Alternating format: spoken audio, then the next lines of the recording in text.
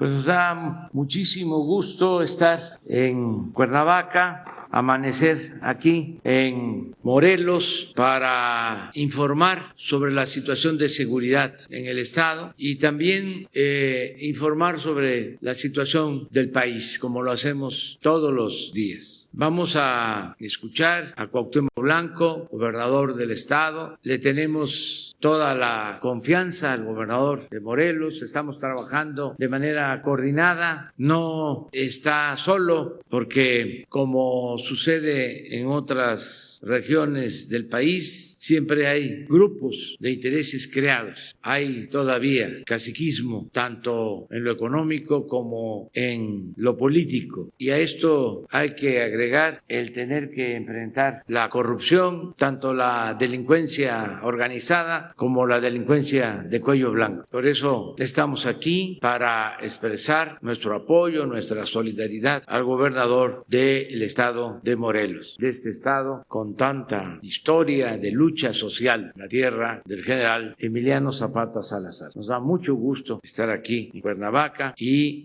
poder saludar a los ciudadanos del estado de Morelos. Vamos a escuchar las palabras del gobernador y luego el general Luis Crescencio Sandoval González va a informar sobre seguridad y posteriormente abrimos para preguntas y respuestas. Adelante. Muy buenos días, señor presidente. A nombre del pueblo morelense, le doy la más cordial bienvenida a usted y a los miembros de su comitiva. Saludo a las autoridades civiles y militares que nos acompañan, así como a los medios de comunicación presentes. Celebro y agradezco la cercanía de usted con nuestra gente desde el inicio de nuestra gestión. Esta visita nos encuentra a la mitad del camino, con logros pendientes en los que trabajamos día a día. Somos coherentes con los principios del México de la transformación. En Morelos respaldamos su gestión trabajando. Buscamos que a México le vaya bien. En materia de salud, los morelenses logramos controlar los brotes de contagios por el COVID-19. Esto fue gracias al apoyo que recibimos del gobierno federal, a la estrategia preventiva implementada en el estado y el comportamiento responsable de la ciudadanía. En materia de educación, estamos por alcanzar el 100% de alumnos tomando clases presenciales bajo los protocolos de higiene necesarios. Y en materia de seguridad,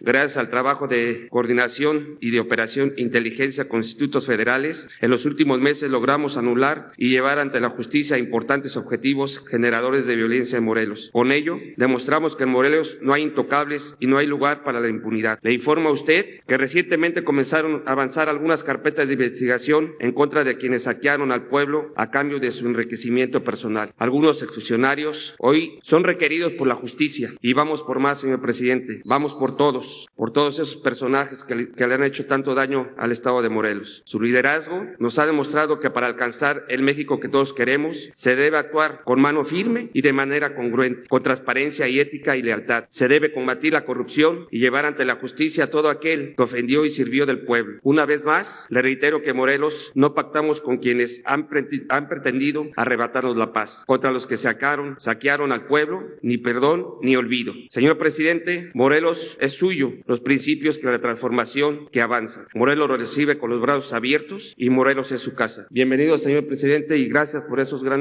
apoyos que nos ha mandado a los 36 municipios. Muchísimas gracias. Con su permiso, señor presidente, buenos días. Vamos a informar sobre la situación de seguridad pública aquí en el estado de Morelos. Adelante, por favor, con la presentación. Bien, el estado cuenta con 36 municipios, 1.9 millones de habitantes y concentra en el municipio de Cuautla, Jiutepec y Cuernavaca casi el 40% de su población.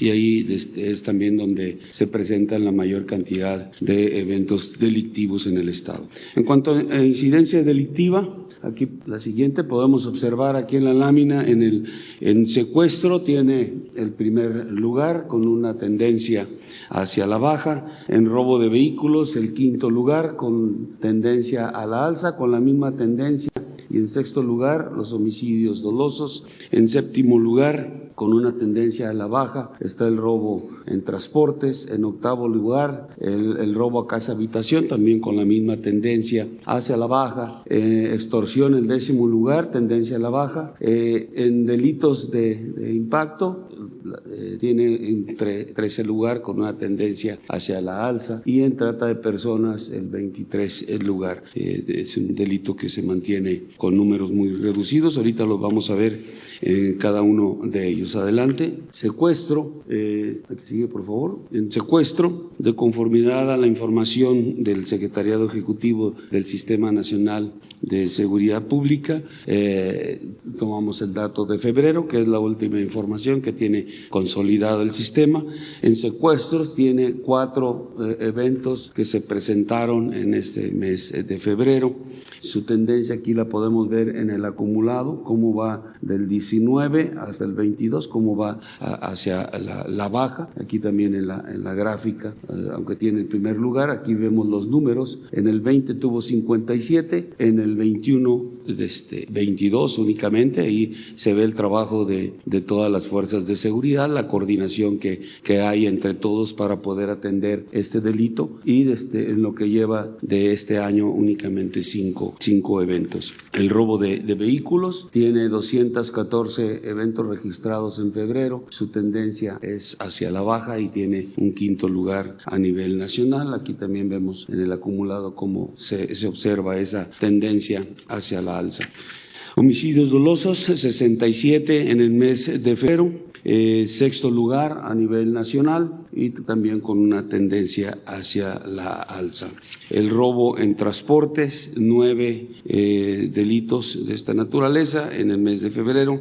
7º lugar a nivel nacional. También vemos aquí la tendencia que va hacia la baja de este delito. Robo a casa habitación, 127 en febrero. En el año lleva 257. Tiene un 8º lugar, pero su tendencia también se identifica hacia la baja. Extorsión, 10 eventos delictivos de esta naturaleza en febrero. Su tendencia es hacia la baja y ocupa el 10º lugar a nivel nacional. En trata de personas solamente tuvo un evento en febrero. Aquí vemos el acumulado. Lo que mencionaba es un delito que no se presenta, no tiene números muy altos. 1 en el 20, 3 en el 21 y ahorita en el 22 lleva 1, tiene el 23 lugar a nivel nacional. El total de delitos de impacto tiene el 13 lugar a nivel nacional con 1.303 en febrero y haciendo un total en este año de 2.579 eventos delictivos. En cuanto a homicidios dolosos por entidad federativa, en lo que va de la administración y hasta el mes de febrero, que se tiene los datos, tiene un 13º lugar con 2.959 homicidios dolosos. Prácticamente está en la media nacional, la media es de 2.907. En homicidios dolosos por cada 100,000 habitantes, tiene un 6º lugar, la media es 79 y el estado tiene 150 homicidios dolosos. Los municipios que se identifican con mayor incidencia delictiva en lo que es homicidios dolosos, robo de vehículos y narcomenudeo son estos 7 que tenemos aquí: Cuernavaca, Jiutepec, Cuautla, Temisco, Jojutla, Xochitepec y Yautepec. Estos 7 municipios acumulan el 74% de la cantidad total del estado de estos 3 municipios: homicidio doloso, robo de vehículos y narcomenudeo. En cuanto a homicidios vinculados a delincuencia organizada, aquí observamos en la lámina una reducción a partir a finales del mes del año pasado, donde se tomaron algunas acciones importantes por parte del gobierno federal, que fue la revisión de la estrategia de los 50 municipios, el reforzamiento también en la estrategia, dándole prioridad a 9 estados que se identificaron con mayor número de este tipo de homicidios. También en unas evaluaciones de la misma estrategia, la creación de la Fuerza de Tarea México, en la que está integrada por 2,000 hombres entre Ejército, Fuerza Aérea y Guardia Nacional, y también las fuerzas de tarea locales, en las que son aproximadamente de 350 a 500 hombres, que en cada una de las regiones militares en las que está dividido el país se cuenta con una de ellas y sirve para apoyar en las diferentes áreas, los diferentes estados donde se estén identificando que hay algún incremento en estos homicidios. Entonces, vemos vemos aquí en la gráfica cómo desde octubre empezó, después de esas acciones que se tomaron, empezó a reducir, llegando a febrero a 49 homicidios vinculados a delincuencia organizada. En este mes, en marzo, tenemos un número de 51, donde sí se está viendo un incremento y donde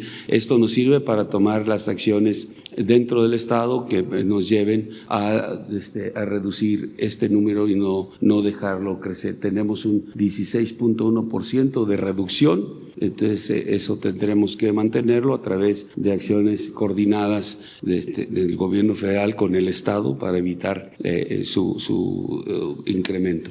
Adelante, por favor. En cuanto a fuerzas de seguridad pública, tenemos aquí presentes en cuanto a Policía Estatal, en su parte operativa, 1,645 elementos. De 1,870, que es lo real, 1,645 son operativos. En la parte municipal, de 2,721, 2,509 operativos, para hacer un total de personal operativo de 4,154. Si tomamos en consideración lo que se maneja en los parámetros que tiene la ONU, pues tenemos un déficit de 22% de fuerzas de seguridad aquí en el Estado.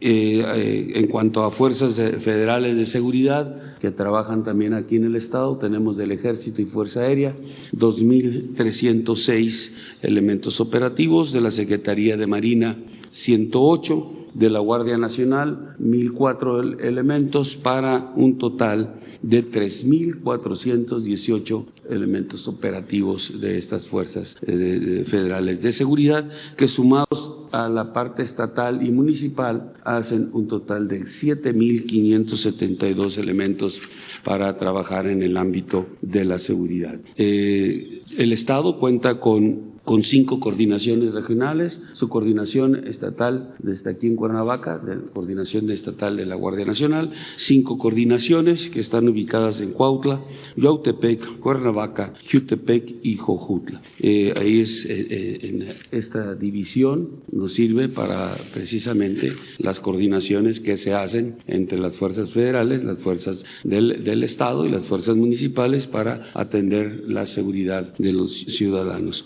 En cuanto a compañías de la Guardia Nacional, se han construido en el 21 2 instalaciones en Jojutla y Yautepec. También se cedieron por parte del Ejército 2 instalaciones a la Guardia Nacional en Cuernavaca y en Cuautla, de tal manera que hay 4 compañías ya con instalaciones funcionando, y para este año se consideraron la construcción de 11 compañías más, que son Azochiapan, Amacuzá, Cuernavaca, Emiliano Zapata, Jutepec, Tequesquitengo, Temisco, Huitzilac, Xochitepec y Cuautla, de tal manera que a final de este año tendrá el Estado 15 instalaciones para las compañías de Guardia Nacional y se podrá tener un despliegue importante para cubrir las áreas donde se ha identificado con mayor número de delitos.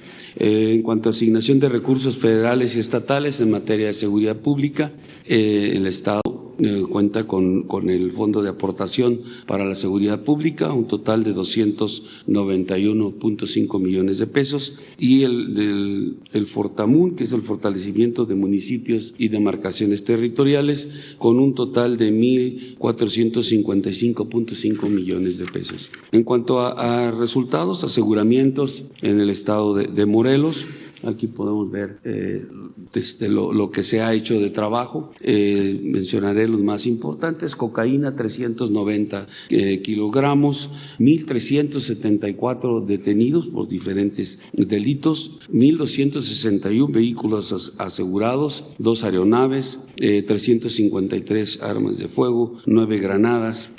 Adelante, por favor. En cuanto a búsqueda y rescate, se han activado 44 elementos para atender 3 eventos y se asistieron a 7 personas. El plan en DN3 y plan Guardia Nacional que se ha estado aplicando aquí en el Estado, se han beneficiado 255 personas. Principalmente se han atendido incendios forestales, lluvias severas, incendios urbanos, accidentes aéreos, amenazas de bombas, deslaves.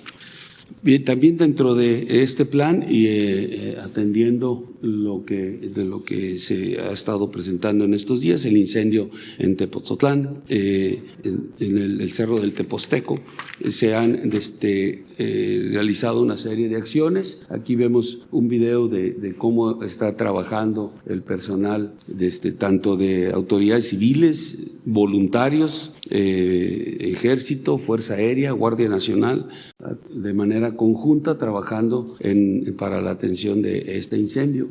Aquí vemos más imágenes sobre ese trabajo. Un trabajo coordinado precisamente por la Coordinación Nacional de Protección Civil, que desde el inicio de este evento se trasladó aquí al área junto con todo el personal especialista en esto y con lo que fue Fuerza Aérea, Ejército y Guardia Nacional. Se establecieron los procedimientos para poder atender el incendio y lograr resultados rápidamente y de tal manera que se tienen 115 hectáreas afectadas, ya está el 100% controlado y tenemos un porcentaje de 80% de extinción. Citar que en total fueron 368 elementos, como ya cité, de autoridades civiles, personas voluntarias, Ejército, Fuerza Aérea, Guardia Nacional. Tenemos dos equipos, dos helicópteros con equipo del IVALDES para poder hacer la extinción.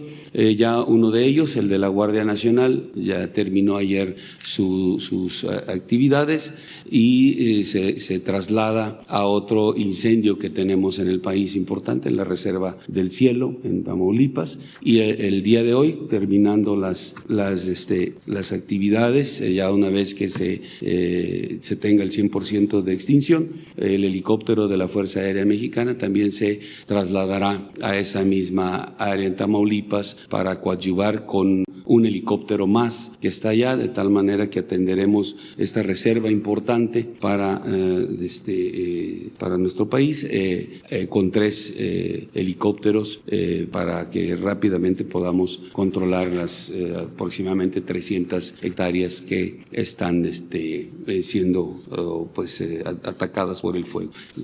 Ese es el informe. Señor presidente, muchas gracias. Vamos, adelante. También tú.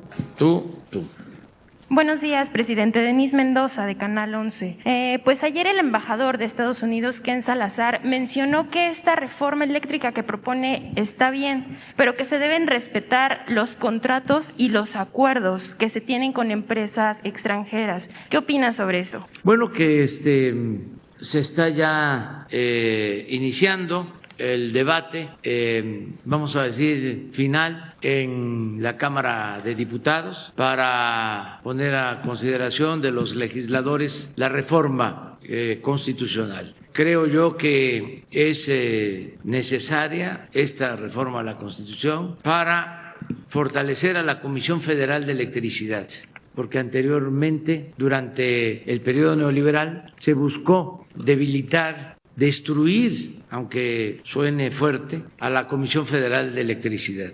Todo esto para privatizar la industria eléctrica y darle el negocio de la venta de la energía eléctrica a las empresas, tanto nacionales como extranjeras, fundamentalmente a las empresas extranjeras. Eso fue lo que se empezó desde el gobierno de Salinas de Gortari. Antes de Salinas, solo la Comisión Federal de Electricidad podía transmitir la energía eléctrica, distribuirla, ponerla al mercado. Con Salinas de Gortari, reformando una ley secundaria, ni siquiera la Constitución, empezaron a otorgar permisos para la generación de energía eléctrica a empresas extranjeras. Y esto fue creciendo porque era el tiempo de las privatizaciones, hasta la última reforma energética, en donde prácticamente le entregaron todo el mercado a las empresas particulares. Y se redujo la presencia de la Comisión Federal de Electricidad. Se llegó al extremo de que una de estas empresas, Iberdrola, y las empresas españolas de electricidad contrataron a funcionarios públicos. El expresidente Calderón terminó como consejero de una empresa eléctrica española. Una vez que terminó como presidente, lo contrataron y dominaban toda la industria eléctrica. Todo esto en contra del interés público, porque aumentaban y aumentaban el precio de la luz.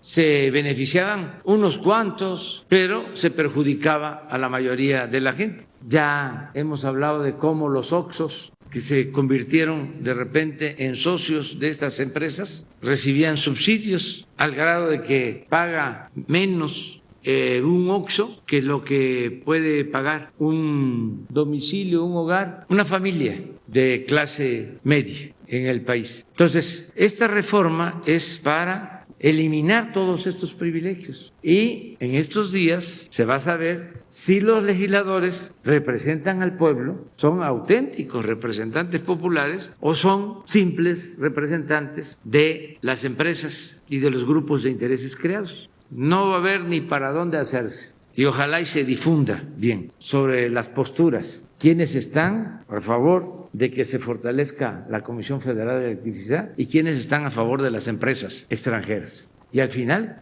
si se está o no a favor del pueblo.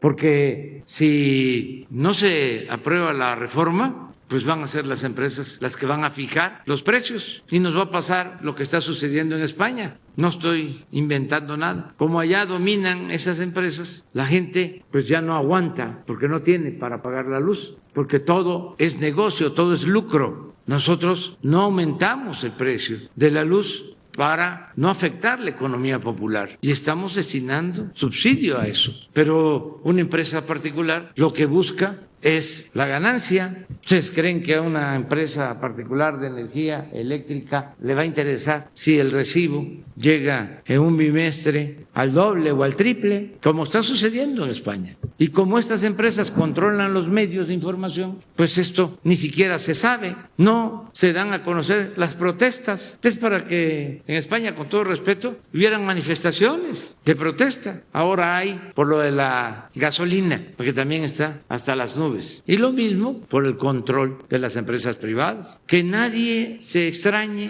Esta postura nuestra la hemos sostenido por años. Siempre hemos estado en contra de las privatizaciones y no engañamos. En la campaña planteamos que íbamos a atender este asunto y la gente votó por eso, para que se terminaran los abusos y el saqueo y que se defendieran los intereses de los ciudadanos. Entonces, acerca de tu pregunta, pues yo respeto mucho al embajador de Estados Unidos en México, respeto su opinión, pero nosotros tenemos una postura que vamos a defender y los legisladores son los que van a decidir. Eso va a resolverse una vez que se apruebe. Mi propuesta es que se considere la iniciativa como la presentamos, que no haya modificaciones, sobre todo en lo fundamental. Y hay otro asunto que no debemos de olvidar. En esa iniciativa de ley de reforma a la Constitución va lo del litio, porque no se quiere hablar de eso. Pero al aprobarse la reforma a la Constitución se establece que el litio es un mineral estratégico que queda bajo el dominio de la nación, que no podrá ser concesionado a extranjeros. Eso es lo que se contempla en la reforma constitucional. De modo que en estos días, porque tengo entendido que ya empezaron, ¿no?, con el proceso y ya en estos días se va a votar en la Cámara de Diputados y luego va a pasar a la Cámara de Senadores al aprobarse en la Cámara de Diputados. Presidente, ¿y qué le diría a estas empresas extranjeras? También te molesto, te pido que me permitas nada más complementar una información.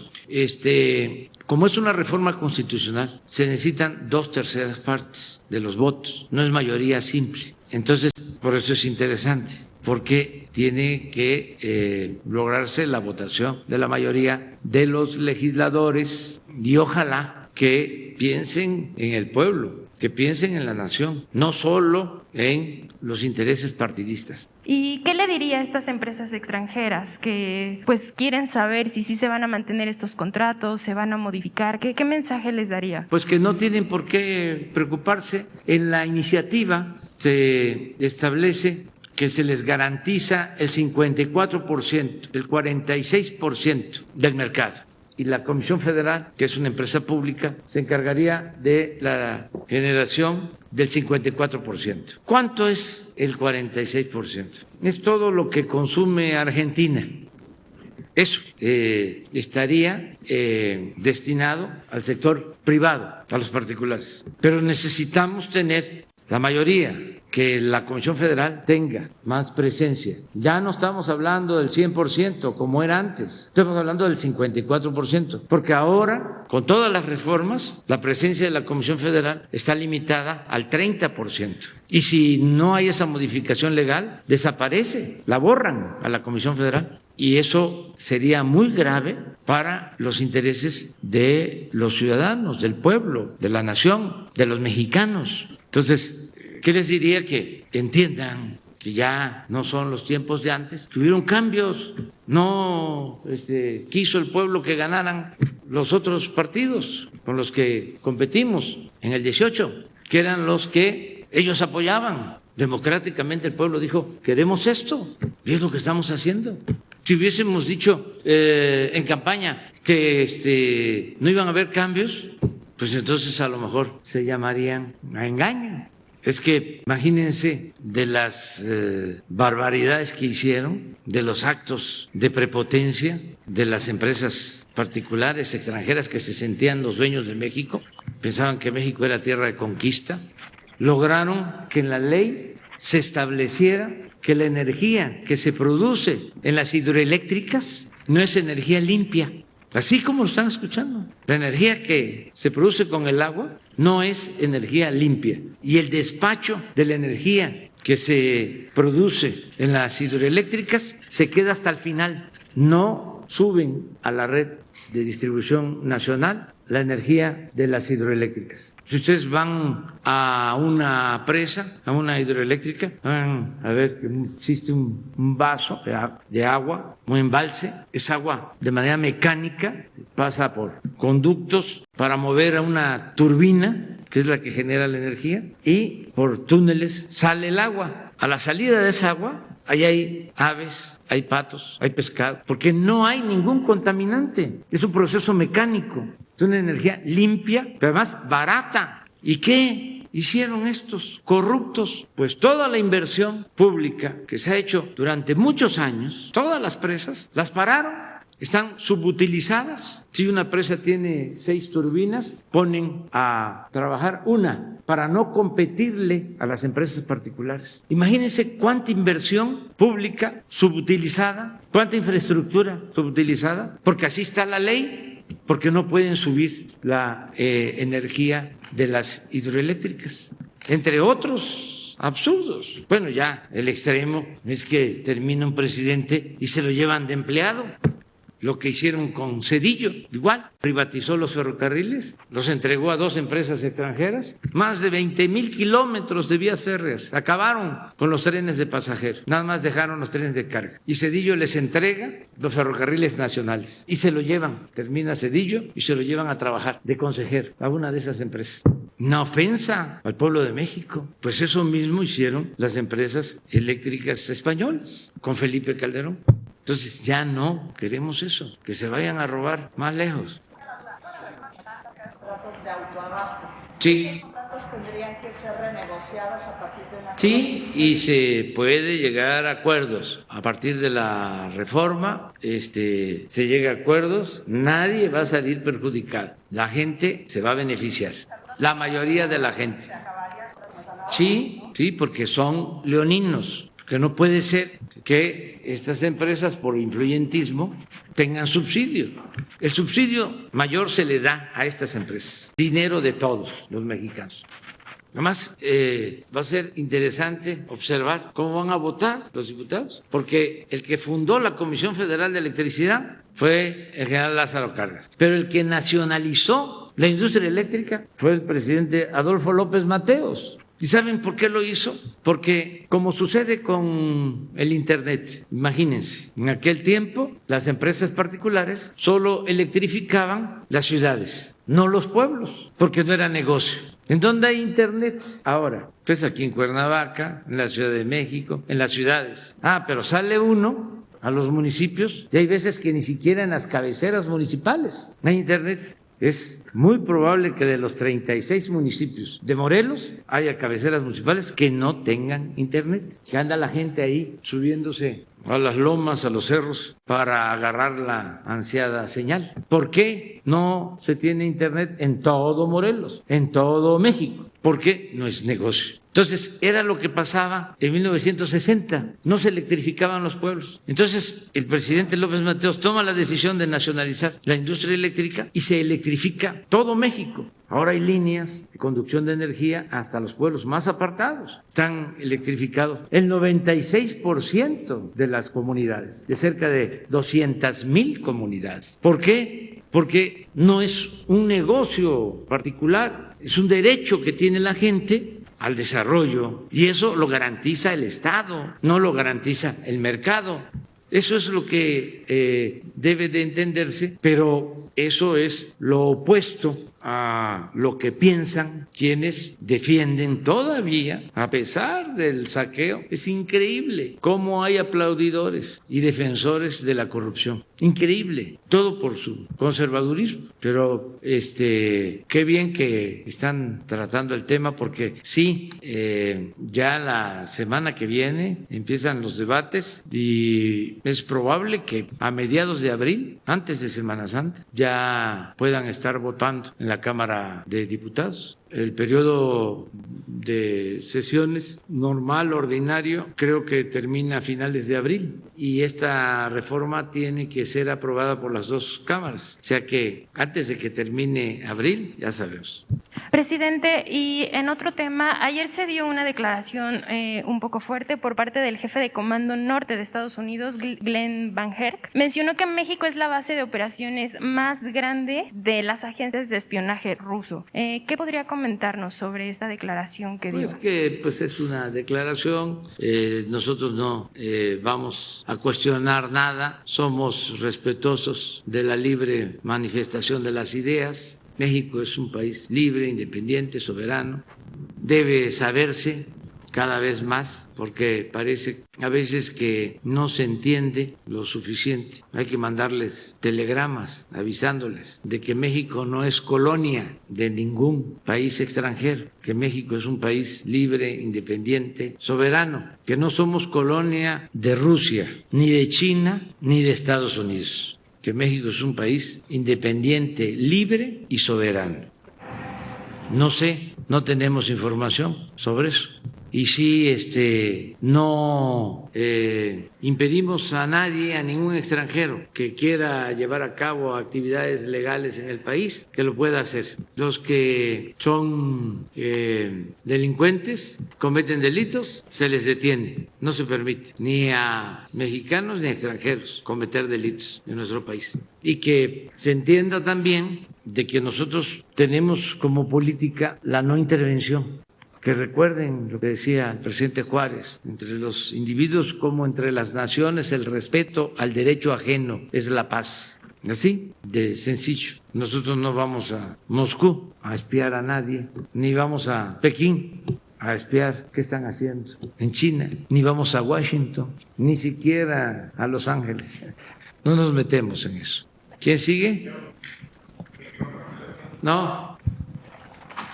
Buenos días, señor presidente y miembros de su administración. Soy Julio Mar Gómez, de la Agencia Medios Digitales del Pacífico y reportero humano de Baja California Sur. Ayer quedé pendiente, muchas gracias por darme la oportunidad. Ayer el secretario de Marina dio a conocer los avances en materia de prevención y coordinación de seguridad del Aeropuerto Internacional de la Ciudad de México, así como de los puertos marítimos, y lo menciono debido a que un senador morenista por mi estado presentó ante el Pleno del Senado un punto de acuerdo donde solicita que el API, la Administración Portuaria Integral, sea administrada por el gobierno federal. En este sentido, por la Secretaría de Marina, ya que actualmente Baja California Sur es el único estado administrado por el gobierno estatal. Considerando lo sensible del tema de prevención y seguridad ciudadana, el senador ve de mucha importancia el punto de acuerdo que presentó. Cabe destacar, presidente, que la administración del API es dirigido por uno de los hijos del exgobernador Narciso Agúndez Montaño. De igual forma, otro hijo es diputado local, todos bien acomodados en la administración estatal. Anteriormente usted declaró en una de sus visitas a la capital del estado que no quería ninguna relación con el gobernador Agúndez. ¿Cuál sería su postura ante este punto de acuerdo que externó el senador de la República sobre si será administrada por el API y que sea responsabilidad federal como todos los demás estados? Bueno, primero decir que le tenemos mucha confianza al maestro Víctor Castro, que le enviamos un saludo, y a toda la gente de Baja California Sur, y que el maestro Víctor va a decidir sobre lo que más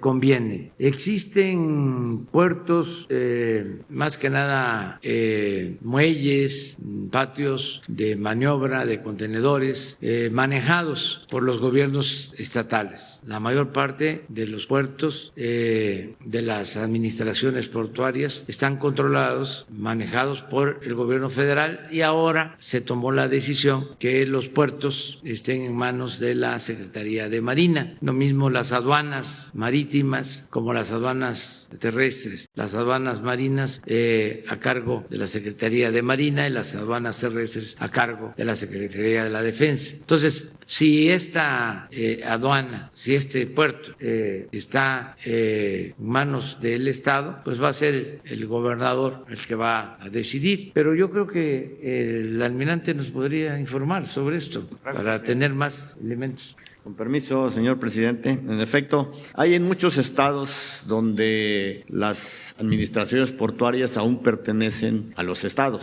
Y bueno, de una u otra manera ya depende de cada gobernador si, como en el caso del de Baja California, pues si ellos quieren que las administraciones portuarias pasen a control del gobierno federal a través de la Secretaría de Marina, bueno, pues es cuestión de ellos. Nosotros no estamos tratando de quitarles esas facultades que ellos tienen. Tenemos muchos estados así, el estado de Quintana Roo, hay también las administraciones portuarias pertenecen al estado, en Baja California, ¿en qué otro lugar te podría decir? ¿En qué otro estado? En Tabasco, en varios estados, hay muchos, ¿no? Pero depende de cada gobernador. Y referente al punto de acuerdo del Senado, ¿no será considerado? Bueno, no nos han invitado a ver ese punto de acuerdo, pero para eso existe ahí un diputado. Bueno, tiene que pasar por senadores y luego por diputados, ¿no? Y hay un diputado que es el que está coordinando de esto, el diputado por parte de la Comisión de Marina, y ahí podría pasar. No sabremos, hasta ahorita no sabíamos esto, ¿no? Pero pues ya depende de nosotros, ¿no? Bueno, pero no se cierra la posibilidad entonces. Pues puede existir esa posibilidad. Muy bien, muchas gracias, secretario de Marina. Como siguiente pregunta, como bien lo mencionó ayer, señor presidente, en conferencia de prensa, que su gobierno se preocupa por el medio ambiente. Presidente, en mi estado puso en marcha 3 fuentes de alternativas de producción de energía eléctrica, una planta de energía solar, una eólica y otra de gas natural. Estas generadoras de electricidad alternativas son mucho más ecológicas y más económicas que los combustibles fósiles, sobre todo ahorita que subieron de precio, ¿no? Sin embargo, aquí se ha mantenido. Esto con la intención de generar energía eléctrica en mi estado. Mi pregunta es saber cuándo mis paisanos sudcalifornianos podrán esperar ver reflejado en sus recibos de luz una tarifa más económica, debido a que la producción es mucho más económica y más sensible para la salud de los ciudadanos y el medio ambiente. Aprovecho el tema energético para comentarle que una asociación de empresas gaseras tiene la intención de colaborar con el gobierno federal y de invertir 10,000 millones de pesos para infraestructura subterránea, y bueno, esto es que ellos simplemente se están solicitando una ventanilla única para ingresar la propuesta y ver factibilidades, y lo cual pues se lo podría hacer llegar a la licenciada Leticia Ramírez para que ella conduzca por dónde se puede hacer y ver la factibilidad de esto. Y ya la pregunta que le había comentado, señor presidente. Sí, con Leticia Ramírez, nosotros en Baja California Sur estamos ampliando la capacidad de generación de energía eléctrica. Ahí había el problema de apagones, sobre todo en esta temporada de primavera, de verano, de mayor consumo, de mayor demanda de energía eléctrica. Pero se ampliaron las plantas de generación en La Paz y vamos a seguir garantizando el que no falte la energía eléctrica, y está autorizada una termoeléctrica para Baja California Sur. Es un compromiso que tenemos. Creo, hoy mismo podemos informarte de que ya se licitó la construcción de esta termo. De todas formas, vamos a darte a conocer de toda esta información, y los que solicitan permisos que puedan, si tú tienes los elementos, tienes la información, con Leticia Ramírez para ayudar en todo. Muchas gracias, presidente. Por respeto, ¿a quién le cedo el micrófono? ¿Quién sigue? ¿Quién sigue? Allá, mira. Ay, de este lado. Perdón, allá está. Sí. Perdón, ya dirigí.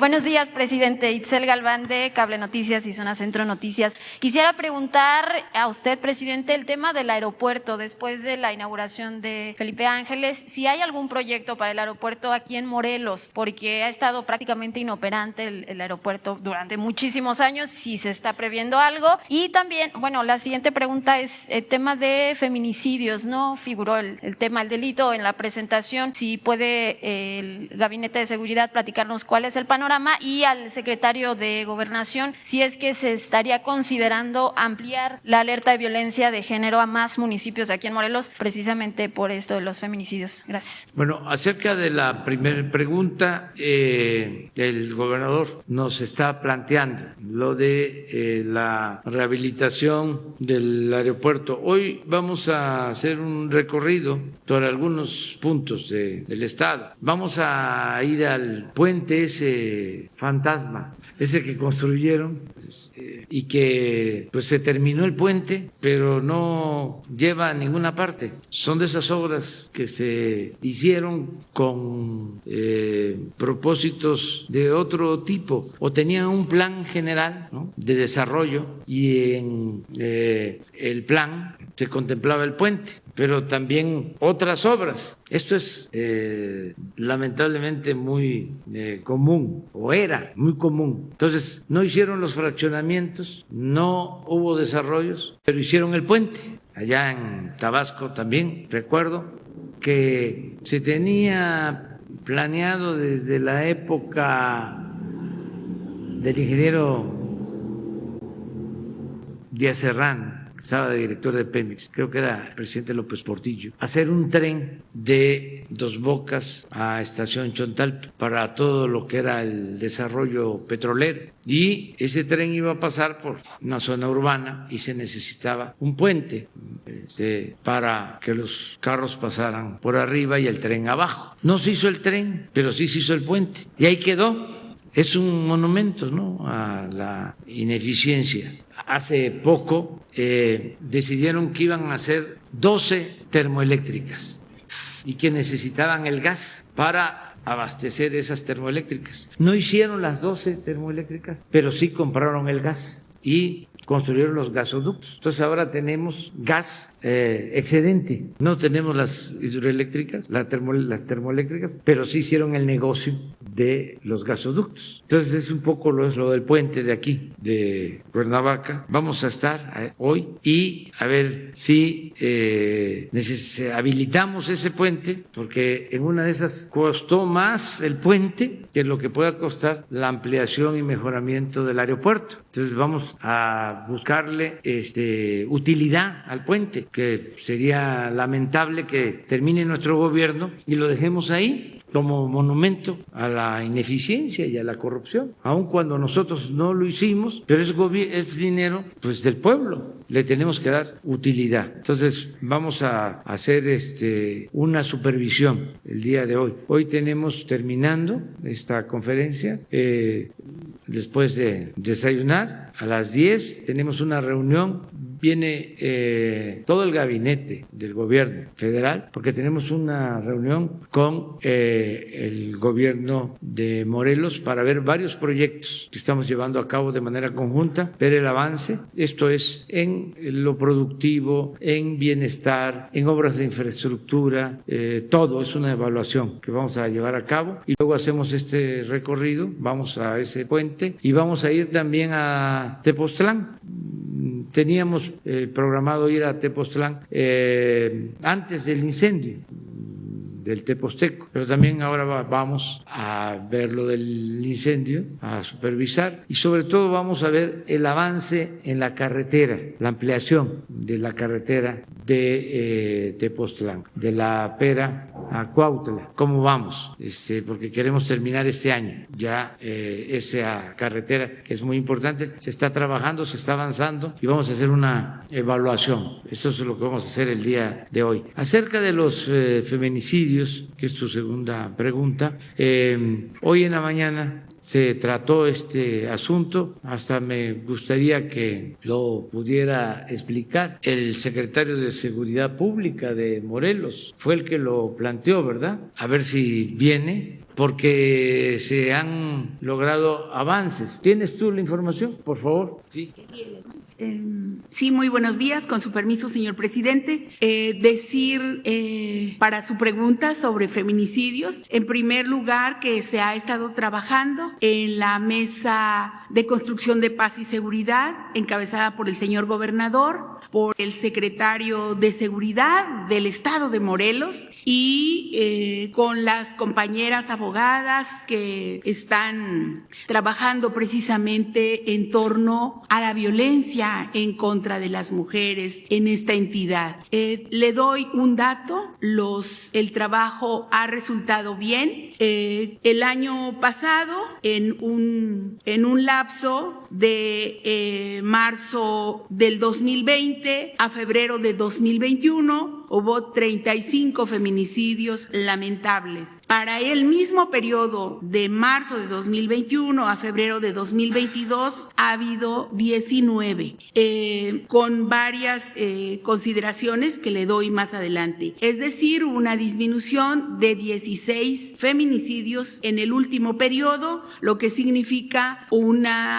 decremento de 45.7%. Es decir, que las acciones que se están realizando aquí en la entidad están dando resultados. Aún quedan algunos feminicidios por resolver, pero en la mayoría de los casos ha habido responsables. Decirle que, por ejemplo, en este año hubo 3 feminicidios en enero, en febrero no hubo ninguno, pero que en el caso de los 3 hay algunos resultados y algunos responsables detenidos. Entonces, seguiremos trabajando en conjunto con el gobierno del estado, con las autoridades, para erradicar de una vez por todas en el estado la violencia en contra de las mujeres. Pero en resumen, va bien la erradicación de este delito. Y ya viene acá el secretario de Seguridad,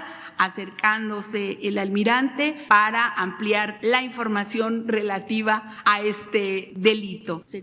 ¿No tiene su informe, secretario, sobre feminicidio? ¿Qué es lo que nos preguntaron? Aquí pase. Por eso, ¿cuál fue la pregunta? Sobre el avance. El panorama que se tiene de feminicidios aquí en la entidad, sí, los casos.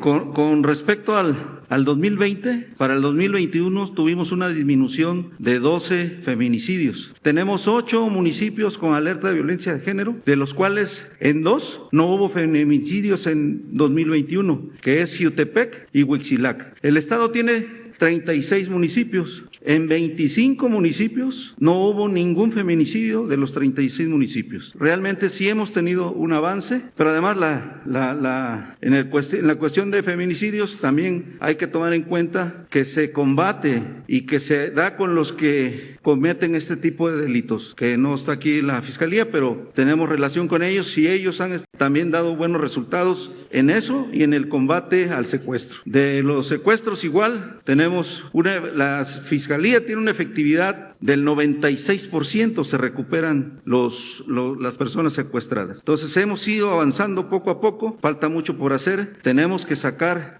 a Morelos de ese lugar que por la regla de los 100,000 habitantes nos pone siempre en desventaja con estados que tienen mucha más población que nosotros. No sé si eso... Muchas gracias. Pues, permiso, señor. Ya nada más si se piensa ampliar la alerta a otros municipios de Morelos, al secretario de Gobernación. A ver, sí.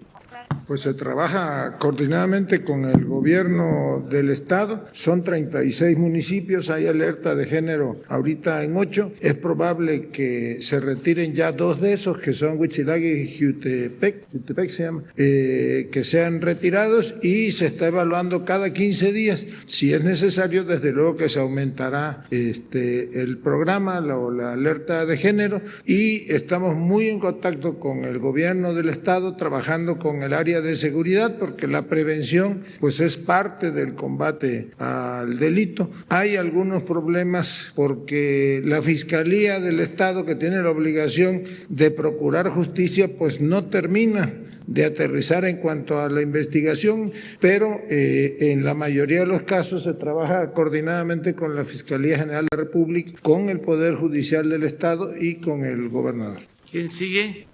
Gracias, presidente. Me gustaría tocar un tema que abordaba el día de ayer, tanto en la conferencia mañanera como en su evento de la noche, esta especie de madruguete que hizo de avisar el aumento de las tasas de interés por parte del Banco de México. Me gustaría saber quién le informó por parte del Banco de México a usted o a su gobierno esa decisión que se tomó un día anterior. Pues miren, participa en la reunión del Banco de México el secretario de Hacienda. Entonces, él me informó de que se había tomado la decisión por unanimidad de aumentar la tasa de interés de 6 a 6.5%. Entonces me mandó la tarjeta, esto por la tarde noche de antier. Pensé de que ya se había dado a conocer y en la mañana salió el tema. Y yo di a conocer que ya había aumentado la tasa de 6 a 6.5, pero todavía formalmente no se anunciaba. Entonces yo me adelanté a informar. Ayer que estuvimos en la convención bancaria, le ofrecí disculpa a la gobernadora del Banco de México y ellos entendieron de que fue pues un error de mi parte. Dicen en política de que la forma es fondo, y es cierto, pero también es cierto que el fondo es forma y es convicción. Lo más importante de todo es que de verdad, no solo respetando las formas, se respete la autonomía del Banco de México. Y eso, pues nosotros lo estamos haciendo, respetando la autonomía del Banco de México, no haciéndole a la simulación de siempre, heredada del porfiriato, que la Constitución, las leyes se respetaban en la forma para violarse en el fondo. Entonces nosotros somos respetuosos de lo que decida el Banco de México. ¿No considera que se violentó la ley al habérsele notificado esta decisión debido a que precisamente la ley establece que deben de ser confidenciales los asuntos que se traten ahí? Sí, la ley del Banco de México, pero pues la Secretaría de Hacienda forma parte de el Consejo del Banco de México y me informaron y yo di a conocer este resultado. Los tecnócratas corruptos hicieron un escándalo y desde luego tu periódico, ¿no? O sea, no tú, además tú te respetamos mucho y tienes todo el derecho, ¿no?, a preguntar, pero pues todo lo que hacemos es cuestionado, ¿no? Son delitos gravísimos. Cuando saqueaban al país, nadie decía nada. Yo ofrecí disculpas por esta situación, porque en realidad no sabía de que no se había anunciado, ¿sí? Y salió el tema y di a conocer de que, a pesar de que crecía la tasa, porque salió el tema de la inflación. ¿Por qué aumentan la tasa? Porque es una de las maneras de enfrentar la inflación. aunque yo sostengo que hay otras formas. Por ejemplo, la más importante es aumentar la producción, que haya más oferta siempre. Ahora la inflación tiene que ver con problemas en la producción en el mundo por la pandemia y también por la guerra en Ucrania. Por eso se fue el precio del petróleo crudo a las nubes y eso implica aumento en el precio de los combustibles y eso va aparejado con la inflación. Entonces nosotros estamos tomando medidas para que no aumente el precio de las gasolinas, sobre eso hablamos ayer. No van a aumentar los precios de las gasolinas, los precios del diésel, los precios del gas, de la luz. Eso ayuda. Ya demostramos que tenemos menos inflación que en Estados Unidos, porque en Estados Unidos cuesta más cara la gasolina que en México. Nada más que esto está difícil que lo reconozcan los conservadores de tu periódico. Pero para enfrentar la inflación, los técnicos financieros, pues lo que hacen es aumentar las tasas de interés para que de esa manera pues se detenga, se frene el otorgamiento de créditos y se enfríe la economía, baje el crecimiento, haya menos circulante, menos dinero y de esta manera bajar los precios. Es una fórmula, lo aplican en todos lados. En Estados Unidos llevaban, creo que desde el 2015, no aumentaban la tasa de interés y hace una semana la aumentaron 0.25 y van a seguir aumentando seguramente la tasa. Entonces aquí cuando nosotros llegamos al gobierno la tasa estaba en 8 y la bajamos hasta 4 y ahora ha ido subiendo y a partir de hoy entra en vigor ya la nueva tasa que es 6.5%. Eso fue lo que sucedió y ya quedó aclarado. ¿No se puso en entredicho la autonomía del Banco de México al haberse adelantado? No, porque no somos nosotros Salinas, ni Cedillo, ni Fox, ni Calderón. No somos iguales. ¿Qué voy a andar yo metiéndome a ver los asuntos del Banco de México? Cada quien tiene que atender sus asuntos. ¿No se meten en esos temas? No, para nada, en lo absoluto. Y tengo 3 principios: no mentir, no robar y no traicionar, que cumplo, porque no soy hipócrita. Entonces, cuando digo no me meto, no me meto. Si yo me metiera, imagínense, no tendría autoridad moral. Entonces sí, el Reforma, el New York Times, el Washington Post, el Wall Street Journal, el Financial Times, El Proceso, Carmen Aristegui, Lore de Mola, etcétera, etcétera, Chumel. Presidente, y si me permite dos temas rápidamente. Por un lado, este asunto que hablaba de los contratos asociados a la posible reforma eléctrica. Si se tiene medido cuánto costaría modificar estos contratos. Se habla de miles de millones de dólares por empresas que recurran a arbitrajes internacionales. Eso por un lado. Y si me permite, de otro tema, el caso de Huitzilac. Estos jóvenes que desaparecieron hace unos días, que los sacaron de un domicilio aquí. 2 cuerpos aparecieron en la Ciudad de México y se habla de la posible colusión de guardias nacionales y de policías capitalinos. ¿Qué se tiene de este tema? Si se está investigando precisamente la posible participación de elementos de la Guardia. Sí, acerca de las pérdidas millonarias es lo mismo, ¿no? Es lo que sostienen los que mantienen privilegios ahora porque reciben subsidio y no quieren perder los privilegios. Y tu periódico defiende a estas empresas. Entonces hablan de pérdidas millonarias. También el senador Monreal lo ha dicho, presidente. Pues está desinformado, porque no hay pérdidas. Al contrario, gana el pueblo de México. Y cualquier diputado, cualquier senador, cualquier legislador debería estar pensando en lo que le conviene al pueblo. El único amo que tiene un servidor público es el pueblo. Nada más.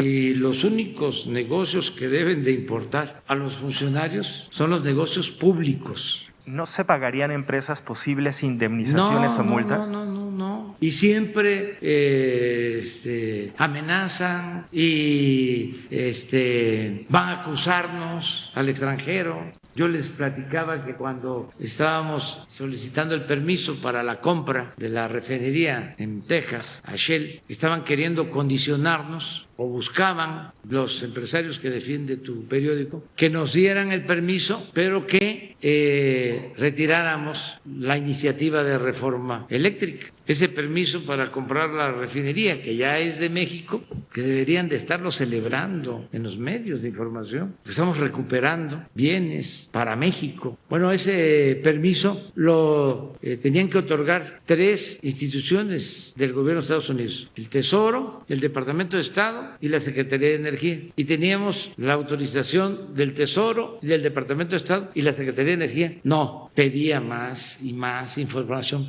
que si de dónde íbamos a agarrar el dinero para pagar la refinería, indagando sobre el origen del dinero. Y nada, era porque estaban haciendo politiquería los que no quieren la reforma eléctrica. Bueno, llegó al caso de que presentó un amparo una tintorería de Nueva York, así como estos amparos de Claudio X González, ¿cómo se llama el abogado que fue ministro? Cosío, y esos amparos que otorgan jueces a diestra y siniestra cuando se trata de frenar las obras que estamos llevando a cabo por consigna. Entonces, no prosperó al final, pero siempre van y acusan y que van a haber sanciones y que se está violando el Tratado de Libre Comercio. Nada de eso. Estamos combatiendo la corrupción. El gobierno de Estados Unidos no va a defender a corruptos. Y si el gobierno de Estados Unidos defiende a corruptos, nosotros no. Así de sencillo.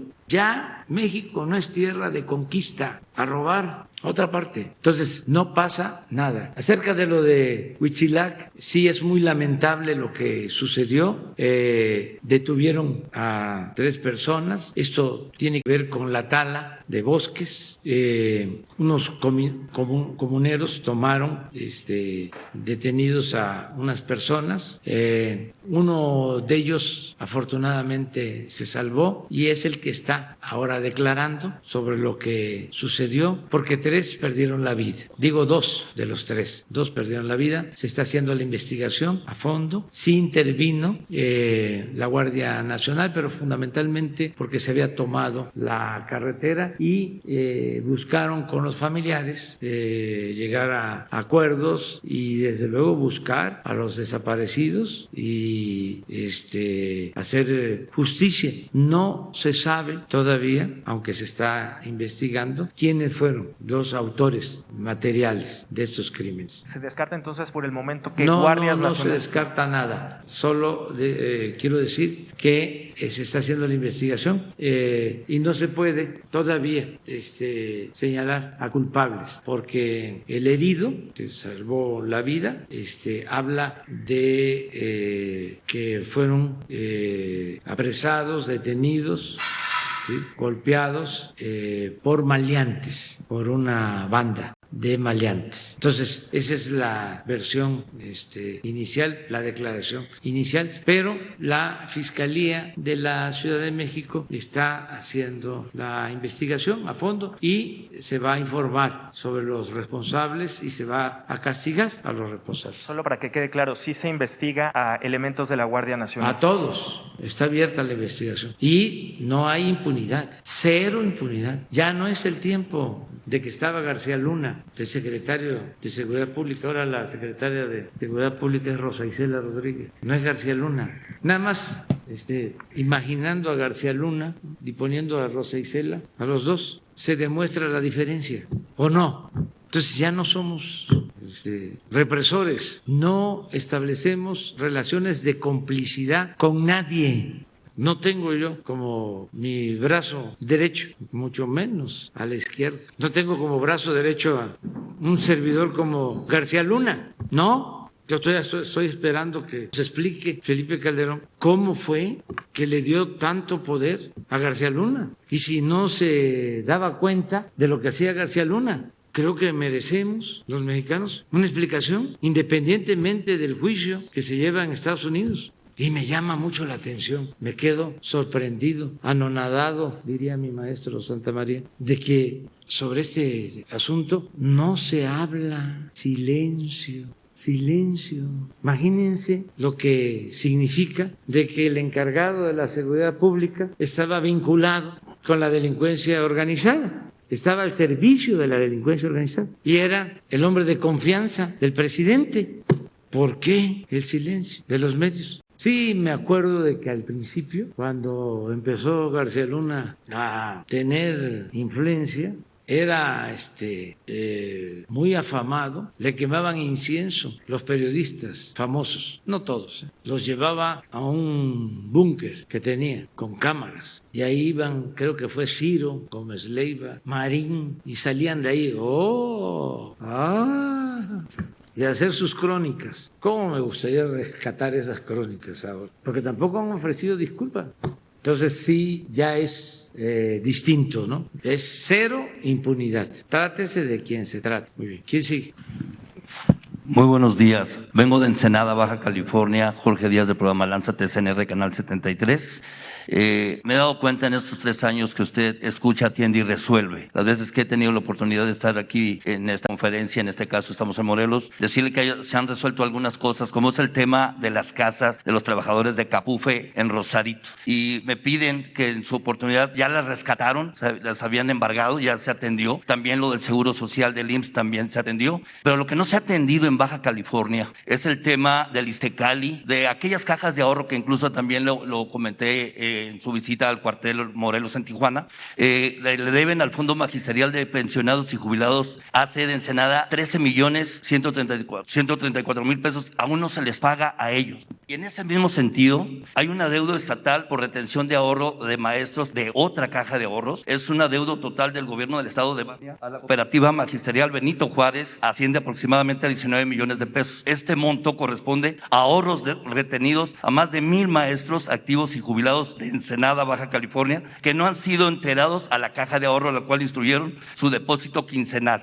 El gobierno central tiene un adeudo de 5 quincenas, junio, julio, octubre de 2019 y enero y febrero de 2021. Este adeudo corresponde a los ahorros de maestros estatales activos. Por otra parte, el Iztecali, que es una paraestatal del gobierno del estado y que le debe, que defiende o atiende a los trabajadores del gobierno y municipios, la cantidad de 15 millones de pesos. Este adeudo corresponde a retenciones de quincenas desde el 2018 a maestros estatales jubilados. Y hay un tema importante, hace rato usted habló del Tratado de Libre Comercio, en el tema de la pesca, y varios pescadores han estado pidiéndole a usted permisos de la pesca. Hubo una atención que los atendió al salir del cuartel Morelos y le piden por favor les entregue los permisos de pesca de atún con anzuelo. No representan una competencia desleal para 19 cooperativas, son 19 familias. Usted estuvo en Ensenada el pasado 16 de octubre del 2021, donde firmó el acuerdo para la regularización de autos extranjeros. En esa ocasión, usted los apoyó ordenando que les dieran los permisos y volvió a Tijuana el 17 de febrero del 2022. Lo abordó uno de los pescadores para pedirle los 19 permisos y usted le dijo textualmente: te va a hablar Octavio Almada de Pesca. Y el pescador le contestó a usted: así nos dicen siempre. Y usted le dijo: ya te dije que te va a hablar Octavio Almada. Y hasta la fecha no les han hablado, presidente, ni se les ha entregado los permisos. Entonces ellos se preguntan: ¿dónde está la instrucción o la orden que usted dio? Aquí tengo el documento. Los pescadores también me dicen que les da tristeza que están viviendo porque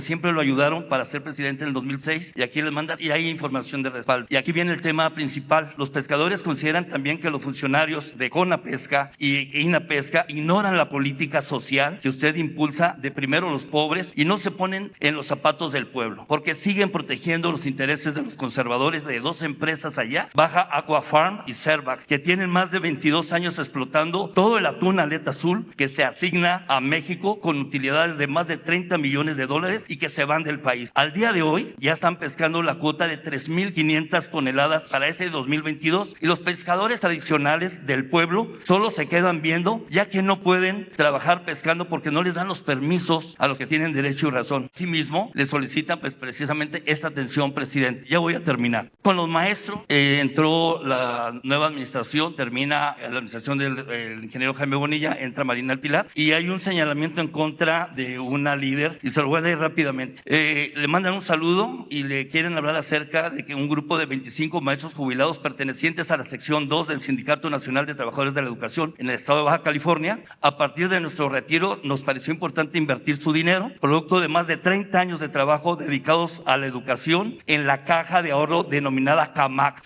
Caja de Ahorro Magisterial Asociación Civil, la cual desde el 2016 empezó con irregularidades y dificultades para entregar pago de intereses y retiro de capitales invertidos. Como dato adicional, debemos señalar que somos más de 2,000 maestros jubilados defraudados por CAMAC en el estado de Baja California. Se solicitó a la profesora Consuelo Dalia Carrillo Tirado, presidenta del Consejo de la Caja de Ahorro denominado CAMAC, nos devolviera el dinero, y como respuesta se obtuvo el cierre de las oficinas en cada uno de los municipios y la nula comunicación, viéndonos en la necesidad de acudir al sistema de justicia para resolver el caso y recuperar nuestro dinero, que tristemente hoy por hoy ninguna demanda ha prosperado. La Fiscalía del Estado llevó a cabo cateos en las instalaciones de algunos inmuebles de CAMAC, pese a que el caso ya se judicializó. Tenemos la impresión de que no hay voluntad de castigar a los responsables. El pasado 28 de febrero fue detenida en este año la presidenta de la Caja de Ahorro, y al día siguiente, presidente, fue puesta en libertad por un juez en Tijuana, frustrando así la esperanza que se nos haga justicia. Señor presidente, de manera muy respetuosa a su investidura como mandatario de esta nación, apelamos al sentido humanista que lo caracteriza para que los sectores más vulnerables, y solicitamos su intervención a través de una fiscalía especializada para la investigación de este fraude, el cual asciende a 1,500 millones de pesos, y se repare el daño a maestros y maestras. Le depositan, le ponen su confianza, y pues es un esfuerzo de 30 años. Y aquí, para concluir, tengo la ley de la Secretaría de Marina,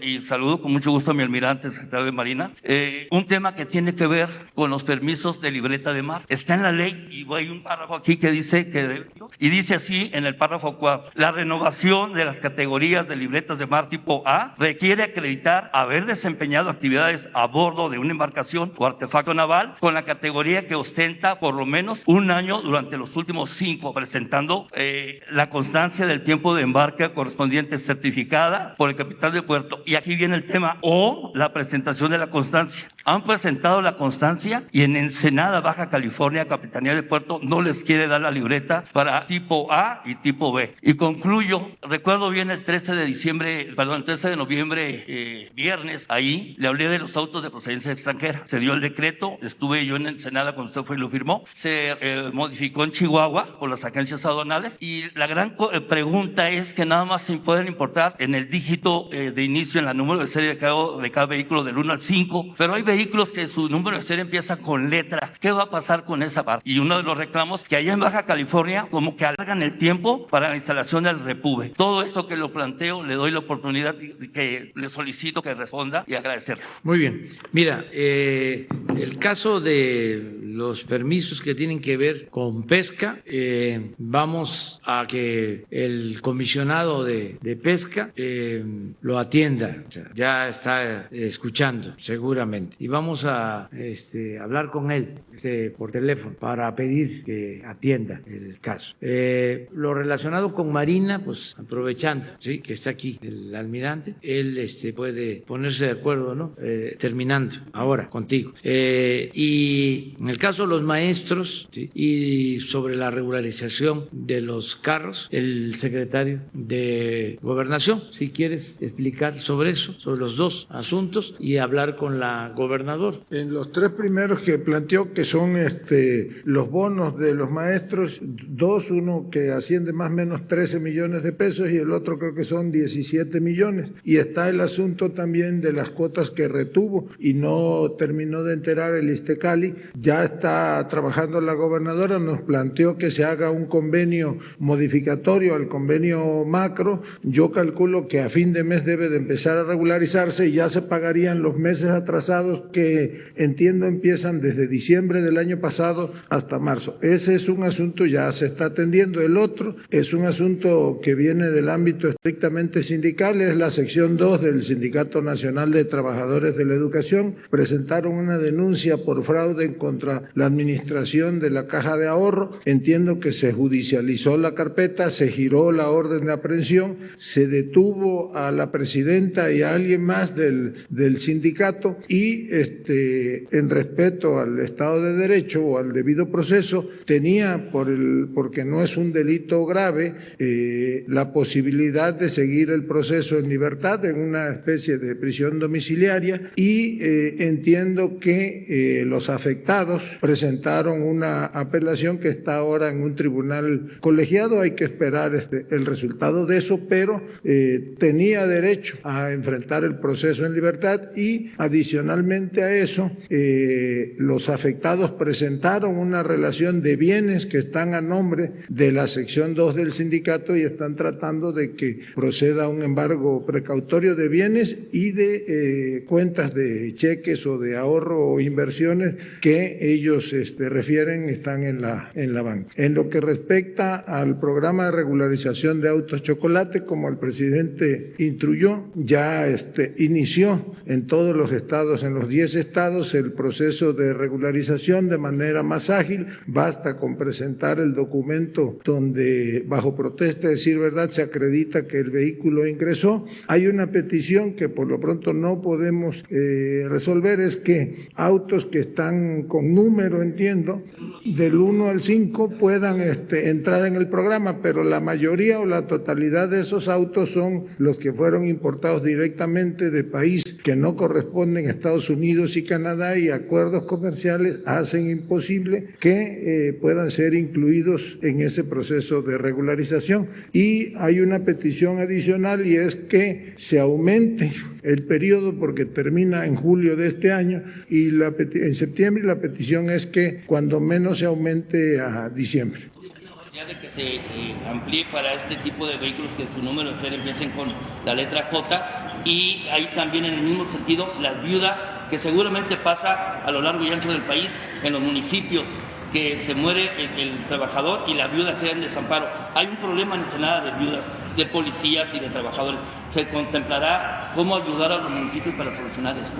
Bueno, pues habría que hacer el planteamiento. No lo hemos platicado con el gobierno del Estado, pero atendiendo la instrucción del señor presidente, entraremos en comunicación con la gobernadora y le daremos respuesta. Bueno, pues ya es la hora del desayuno. Es pues a lo mejor nos toca cecina de Yecapistla, chilaquiles. Ya ahora vamos a estar hablando más de lo suculento de la comida mexicana. Ya quisieran en otras partes tener la variedad de alimentos, de guisos, de comidas, como en México. Y eso tiene que ver con nuestras culturas. Cuando existe una o dos culturas o una dominante, pues la comida es una sola, pero México es un mosaico cultural. Estamos hablando de muchas culturas y también de muchas regiones, ¿sí?, con flora, fauna diversa. Entonces, por eso nuestra comida es suculenta, variada, de las mejores del mundo, y no se conoce mucho. Se conoce pues bastante la comida oaxaqueña, la comida yucateca, la comida poblana, y eso lo más famoso, ¿no? Por ejemplo, el caso de la comida poblana, el mole, pero hay muchísimos otros platillos que no se conoce. Por ejemplo, el suculento mole de cadera de Tehuacán, y tiene su historia. Hace unos días hablaba yo de la feijoada, que es la comida de Brasil, que es frijol con puerco, y tiene su historia, porque en la época de la esclavitud los hacendados mataban un cerdo y se quedaban con la pulpa y todo lo demás lo tiraban, y los esclavos lo recogían, y era la cabeza, el hocico, las patitas, y todo eso lo hacían con frijol negro, y de ahí salió la feijoada, y ahora ya es el platillo más importante de Brasil. Lo del mole de cadera es parecido. Las famosas, bueno, no voy a usar la palabra, pero en el sacrificio de los chivos, en las haciendas, lo mismo, la pulpa y los huesos para los peones, y de ahí surge el mole de cadera, que es exquisito. En mi estado pues son los quelonios, ya no se pueden comer porque hay que cuidar la naturaleza, pero era una tortuga pequeña que se llama pochitoque, se comía pochitoque. Hay otra tortuga más grande que se llama mojina, esa no se comía porque se decía que lloraba. Pero luego la icotea es así, más grande. Luego la tortuga de agua dulce, también en sangre, es el platillo de antes, sobre todo en Semana Santa, ahora que viene la Semana Santa, era todo lo que se comía. El guau, que era un quelonio, es un quelonio como de la prehistoria. Luego hay otro todavía que se llama chiquiguau. Imagínense cuánta variedad. Y en el pescado lo mismo. Y fue pasando que los que tenían más posibilidades económicas, pues en Semana Santa, pues comían, o no precisamente en Semana Santa, sino siempre, pues el robalo, ¿no? La mojarra, pero la nativa, que ya casi no hay. Hay una mojarra que es exquisita, extraordinaria, suculenta, que se llama tenguayaca, ya casi no hay. Se consigue solo en la presa de Malpaso, porque necesita un agua especial con oxígeno también especial del agua. Había otra que ya tampoco hay, que se llamaba Castarrica, otra paleta. Todas esas mojarras eran nativas. Entonces empezó de repente a proliferar la tilapia, que son especies traídas de África. Y ahora la mojarra que más se consume, pues es tilapia y carpa. Cuando va uno a un restaurante y dicen hay filete de pescado, ahí les recomiendo que pregunten de qué pescado es, porque lo que predomina es basa, que es tilapia, se trae de China. ¿Y cómo se produce esa mojarra? Pues como los pollos, con alimento, y muchas veces ese alimento lleva hormonas. Entonces hay que procurar comer lo más natural posible. ¿Qué fue sucediendo con el paso del tiempo en Tabasco? El peje lagarto era comida de pobres, pero al paso del tiempo se volvió muy famoso y ahora es un platillo exquisito, el peje lagarto asado. Y a mí me llaman peje, pero no soy lagarto, que es también otra cosa distinta, y que desayunen bien, Y aquí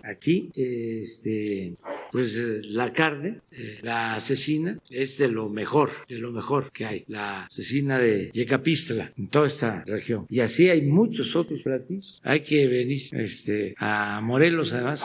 Imagínense lo que es un recorrido por los pueblos de Morelos, por los pueblos de Zapata, ir a donde nació Emiliano Zapata, a Nenecuilco, y que les cuenten la historia de por qué tomó la decisión de iniciar el movimiento revolucionario, de cómo los hacendados de la hacienda El Hospital invadían cada vez más las tierras del pueblo de Nenecuilco. Y el gobernador de Morelos, pues era un empleado de los hacendados. Y los de Nenecuilco acudían al gobernador y llevaban escritos, porque ellos eran los dueños de la tierra, y les invadían porque estaba el auge de la caña en el Porfiriato, y se producía azúcar en los ingenios de Morelos. Mandaban los escritos. Una vez llegó un escrito al gobernador y el gobernador se lo envió a Escandón, que era el dueño de la hacienda del Hospital. Y Escandón le escribió al gobernador: dígale a los de Nenecuilco que si quieren sembrar, que lo hagan en maceta. Así la prepotencia. Todo esto lo cuento porque pues hay muchos porfiristas todavía,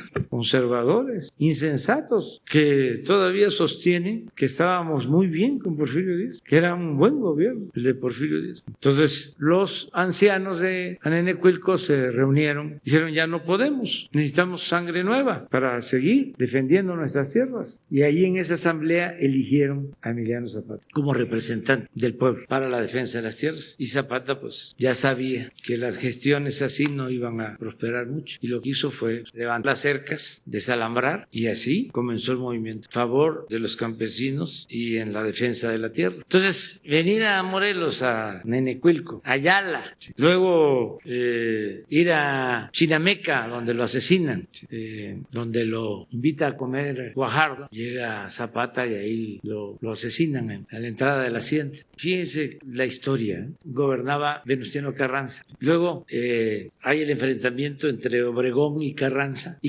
tiene que salir de la Ciudad de México hacia Veracruz buscaba protegerse allá y establecer el gobierno. Ya lo había hecho unos años antes, cuando Villa y Zapata tomaron la Ciudad de México. Carranza se fue con Obregón a Veracruz y quería quería hacer lo mismo. ¿Quién creen ustedes que persigue a Carranza? Guajardo.